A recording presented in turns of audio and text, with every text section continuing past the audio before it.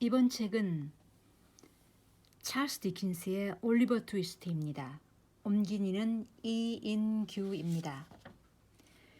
이번 북리뷰는 이 책 서문을 읽으면서 덧붙여 이어나가는 방식으로 작가의 생각을 쭉 따라가 보겠습니다.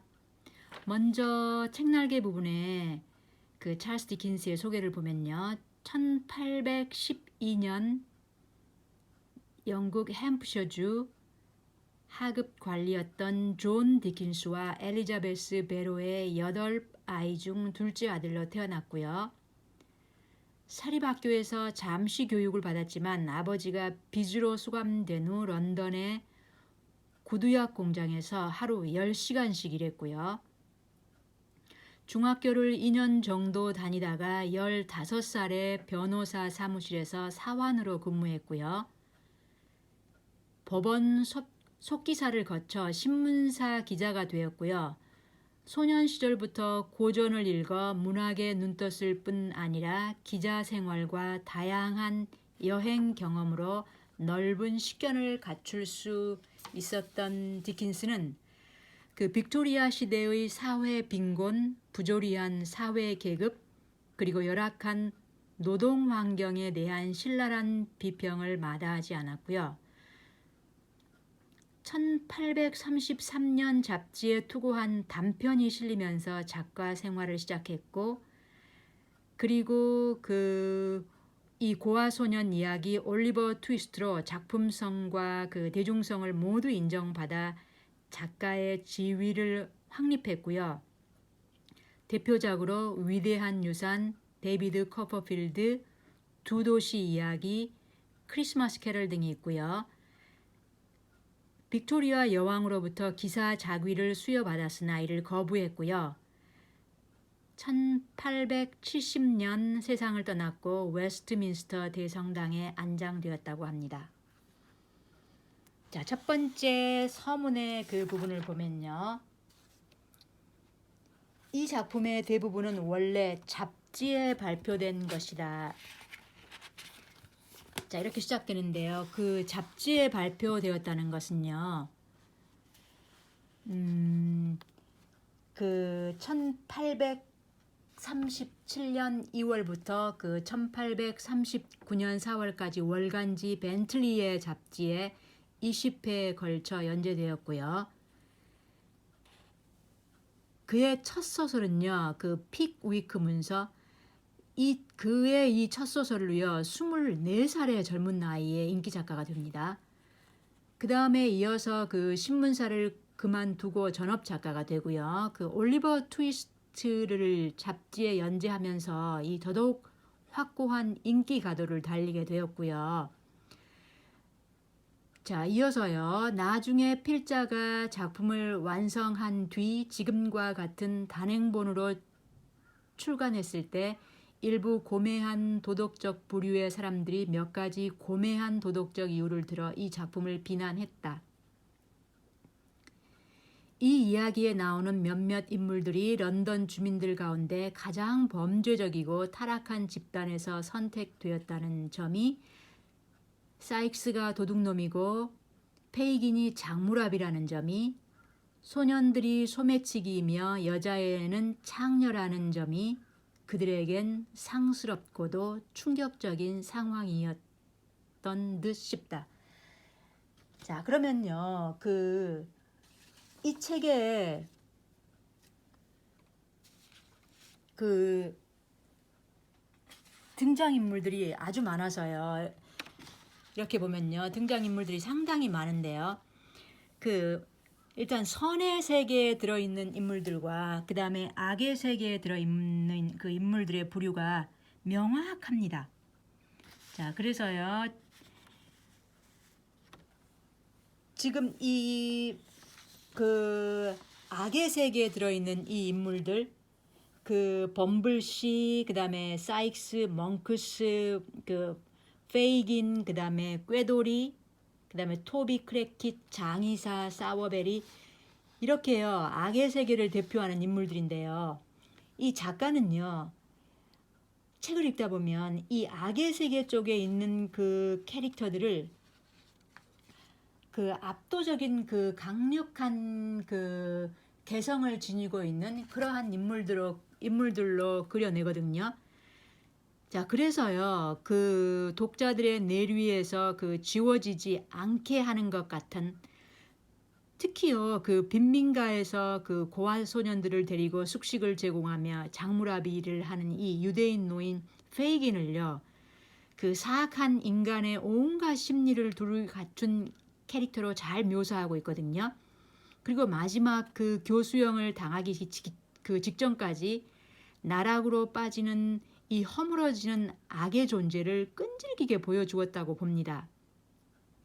이 책에서요, 그 유대인 노인을 그 악인으로 설정해 선과 대비되는 가장 그 사악한 악의 세계를 상징하는 인물인데요. 그 부분을 읽다 보면요, 그 베니스의 상인 그 샤일록이 오버랩되기도 했는데요. 저는 그 영화에서요, 그 알파치노가 울분을 토하며 그 내뱉던 말, 그 말을 다시 한번 떠올려 보면서요, 그 책 부분을 다시 한번 찾아 읽어 보았습니다. 그 당시 유대인을 보던 유럽인들의 시선을 한번 생각해 볼 필요가 있을 것 같은데요. 그러면 그 대사를 한번 찾아보겠습니다. 베니스의 상인에 나온 부분이거든요.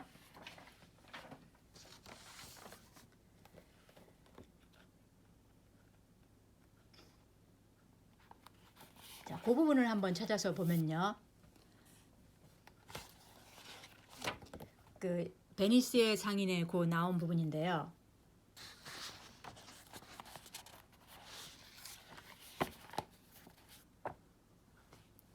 그는 날 망신시켰고 내가 50만 정도를 못 벌게 했으며 내 손실을 비웃고 이득을 조롱했으며 내 나라를 모욕하고 내 거래에 회방을 놓았으며 내 친구들은 냉담하게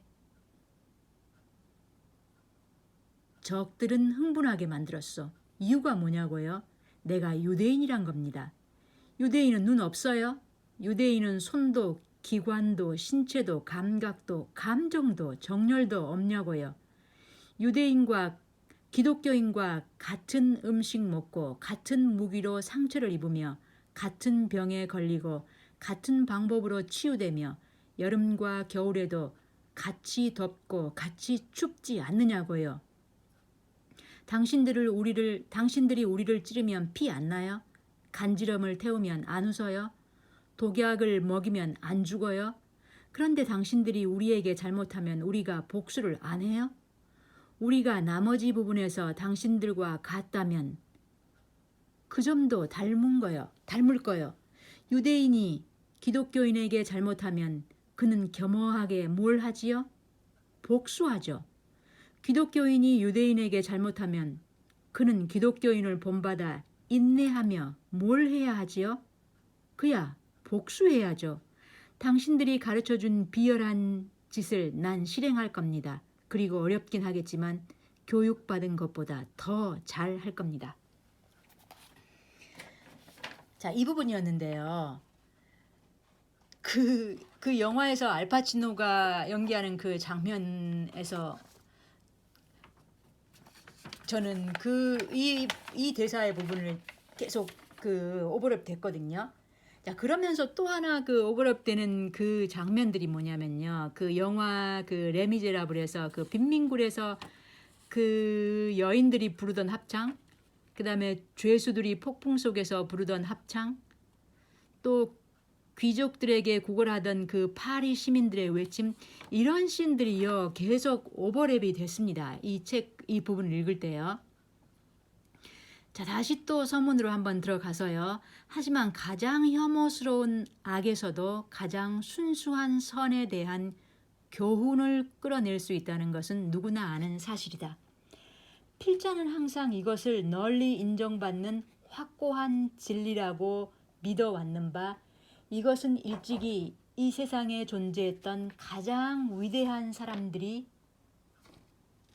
주장했고 가장 훌륭하고 지혜로운 성품을 지닌 이들이 부단히 실천해 왔으며 모든 분별 있는 정신의 소유자들이 이성과 경험으로 확인해 온 진리다.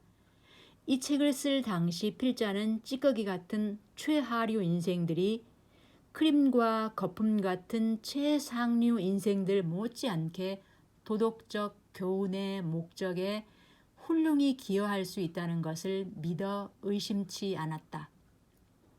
이런 믿음으로 필자는 어린 올리버를 통해 선의 원리가 온갖 역경을 헤치고 살아남아 마침내 승리하는 것을 보여주고자 했는데, 올리버가 아주 자연스럽게 그런 최하류 인간들의 소나기에 떨어질 것을 염두에 두면서 그를 시험해 볼 가장 좋은 상대가 어떤 자들일지 고려했을 때 이 책에 등장하는 인물들을 머릿속에 떠올리게 되었다.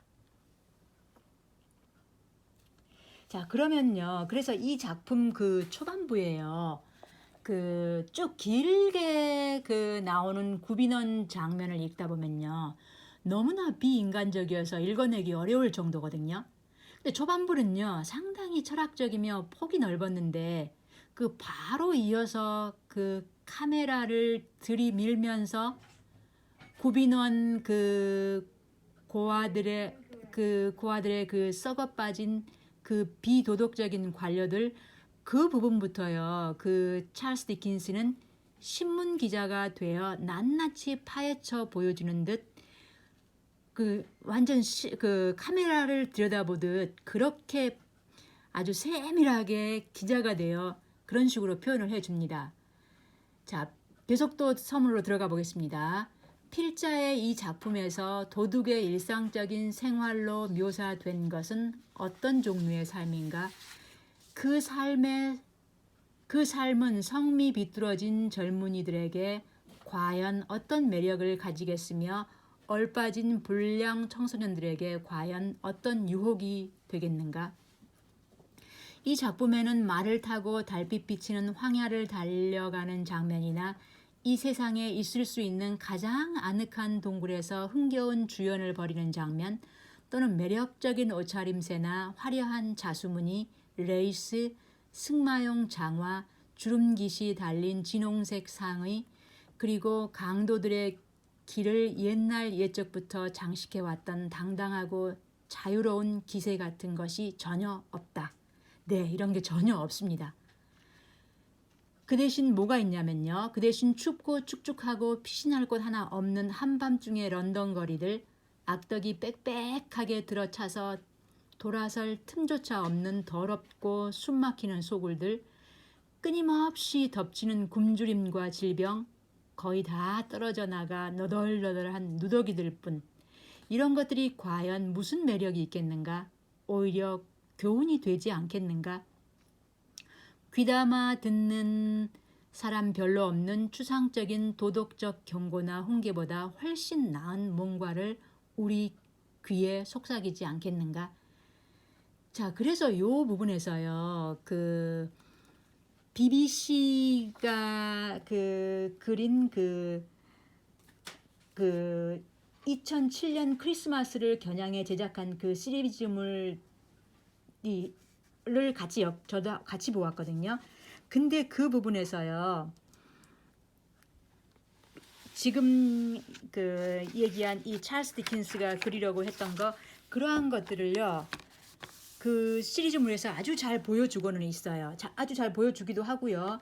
그 다음에 또요, 그 시대가 바뀐 만큼, 그 특히 시대가 바뀐 만큼 그 유대인을 그리는 그런 부분, 그리고 그 찰스 디킨스의 이 책은 악인들에게 아주 많은 페이지를 할애했었는데요. 그 드라마에서는요, 그러니까 찰스 디킨스의 선의 세계, 그 선의 세계 부분의 인물들을요, 아주 자세하게 그런 얘더라고요. 그래서 저는 그 드라마도 상당히 재미있게 봤습니다. 자, 계속 한번 그 서문으로 들어가 보겠습니다. 그러나 진실을 엄정하게 보여주는 것이 이 책이 추구하는 목적의 일부였기 때문에 필자는 이와 같은 독자들을 위해 날쌘 꾀돌이의 구멍에 난 구멍 하나도, 낸시의 헝클어진 머리카락에 남은 머리 많은 종이 조각 하나도 빠뜨리지 않았다. 필자는 그런 것들을 보는 걸 견딜 수 없어 하는 우아한 취향을 조금도 신뢰하지 않는다. 그런 사람들 가운데서 필자에게 동조하는 개종자를 만들 의향도 전혀 없다. 좋든 나쁘든 그런 사람들의 의견을 필자는 전혀 존중하지 않으며 그들의 칭찬을 갈망하지도 않고 또 그들을 즐겁게 해주기 위해 작품을 쓰지도 않았다. 필자는 조금도 망설임 없이 이를 선언하는 바인데, 왜냐하면 필자가 아는 한 우리나라 언어를 사용하는 작가들 중 자존감이 있거나 후 세대의 존경을 조금이라도 받는 이들 치고 이런 까다로운 계급의 취향에 비굴하게 영합한 예가 없기 때문이다. 전 그래서 그 크리스마스만 되면은 꼭 고전처럼 나오는 이 디킨스의 작품들이 영화화돼서 꼭 나오는 그 부분이 같이 연결돼서 생각이 났습니다. 계속 연결할게요. 세르반테스는 스페인의 어리석고 무모하고 터무니없는 모습을 보여줌으로써 스페인의 기사도를 우스꽝스러운 것으로 처분해버렸다. 세르반테스와 한참 떨어진 필자가 이 작품에서 보잘것없는 능력으로 시도하고자 한 것은 실제하는 한 세계의 볼성사납고 혐오스러운 실상을 그대로 보여주므로 그것을 둘러싸고 있는 거짓된 광채를 없애는 것이었다. 다만 이 시대의 범절과 필자의 취향을 다 같이 고려해서 그 세계의 타락하고 추한 모든 국면을 묘사하되 작품에 등장하는 가장 천한 인물의 입에서 우리의 비위에 거슬릴 가능성이 있는 표현은 모두 제거하려고 노력했다. 그럼으로써 그 세계가 가장 저질스럽고 사악한 종류의 세계라는 사실을 인물의 말과 행동을 통해 세밀하게 증명하기보다는 필연적인 추론을 통해 깨닫게끔 하려고 했다. 특히 낸시의 경우 이 의도를 마음에 새겨놓고 항상 기억하고자 했다. 그것이 과연 이야기에서 분명히 드러나는지 얼마나 제대로 실현되었는지는 독자의 결정에 맡기는 바다. 낸시와 관련해서 짐승 같은 강도 사익스를 향한 그녀의 헌신이 자연스러워 보이지 않는다는 지적이 계속 있어 왔다. 그러면서 동시에 사익스에 대해서도 그가 단연코 너무 과장되게 그려졌다는 비난이 계속 가해졌는데, 그 이유인즉슨 그에게서 구원받을 만한 면모가 하나도 보이지 않는다는 것이다. 그의 애인에게 그런 면모가 있는 것을 부자연스럽다고 비난하면서 말이다. 자, 이 부분에서요. 지금 이건 1837년 그때 디킨스가 계속 잡지에 연재하면서 독자들의 반응을 읽어 나갔듯이요. 그럼 BBC는요. 현대인들의 시각에 맞추어 이 작품의 대표적인 악인인 유대인 페이긴보다요. 올리버의 이복형 멍크스와 그다음에 올리버의 친이모 로즈의 역할을 크게 부각시켰고요. 그다음에 시리즈물이 바로 찰스 디킨스가 독자들의 반응을 의식했듯이 BBC가 또요. 시청자들의 반응을 의식해 즉 시청률을 의식해 제작하지 않았을까 하는 생각이 들었거든요. 대폭 크게 늘려서 제작을 했는데요. 특히 이 부분요. 악당 사익스가 낸시를 죽인 후 충격에서 벗어나지 못해 헤매다가 지하 하수구를 헤매다가 스스로 자살하고 마는 것으로 그런 식으로 BBC는 그려냈더라고요. 그래서 그 장면이 바로 지금 이 시대에 이렇게 작가는 그리지 않았을까 하는 그 의도를 반영하는 게 아닌가 싶었습니다. 자, 그래서요, 낸시 장면이 이 필자가 이렇게 얘기했듯이 책에서는 그렇게 비중이 커 보이지 않지만 낸시라는 인물이 여기에서 한번 저도 이렇게 그려봤는데 악의 선의 세계와 악의 세계로 이렇게 정확히 구별이 되는데 낸시는 악의 세계에 있지만 선의 세계로 들어오는 그런 인물이거든요. 그러니까 디킨스는 선의 세계에 들어있는 인물들과 이 악의 세계에 들어있는 인물들을 정확히 나누었는데, 이 중에서도 그 두 세계를 왔다 갔다 하는 게 올리버 트위스트였고, 그 다음에 바로 낸시였던 것 같아요. 그래서 저는 낸시의 비중을 이렇게 크게 늘린 이 BBC의 의도가 전 참 좋았고요. 그 다음에 지금 이렇게 설명한 이 작가의 설명도 오래 기억에 남더라고요. 자, 그래서요, 그 뒷부분을 한번 보면요, 그 사익스에 대한 비판에 대해서 필자는 그저 이 세상에는 무정하고 무감각한 성품을 지녀서 구제가 불가능할 정도로 완전히 사악하게 변한 사람들이 있다고 생각한다는 말만 해두고 싶다. 단 한순간의 행동에서도 전혀 보여주지 않는 사람들이 존재한다는 점이다. 좀 더 부드러운 인간적 감정이 그런 자들의 가슴 속에 깡그리 죽어 없어졌는지, 아니면 감흥하는 인간 본연의 심금이 다 녹슬어 찾아보기 어렵게 되었는지 필자는 감히 안다고 하지 않겠다. 다만 필자가 말한 것이 사실 그대로라는 것만은 확신하는 바다. 자, 그래서 시대가 변함에 따라서 특히 해석이 달라지는 인물이 저는 이 낸시가 아닐까, 그런 생각이 들었습니다.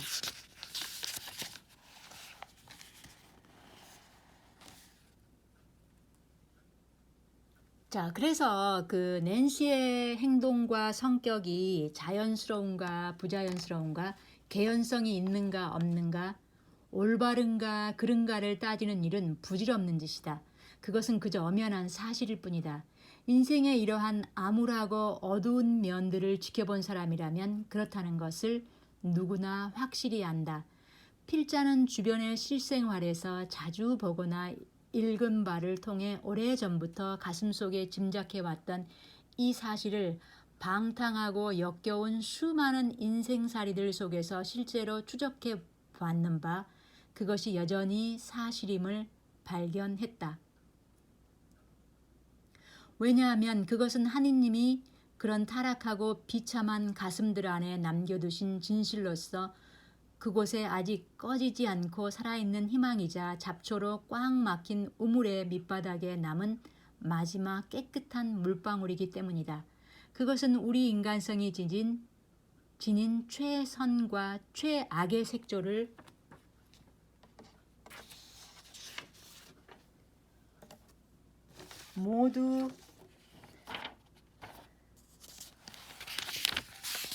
모두 포함하는데, 가장 흉한 색깔이 대부분이고 가장 아름다운 색깔은 약간뿐이다.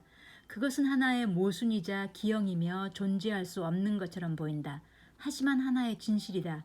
필자는 그것이 사람들로부터 의심받는 것을 기쁘게 생각하는데, 왜냐하면 그것을 이야기할 필요가 있다는 충분한 확신이 오히려 그 상황으로 인해 더욱 확고해지기 때문이다. 네, 여기까지 들어주셔서 고맙습니다.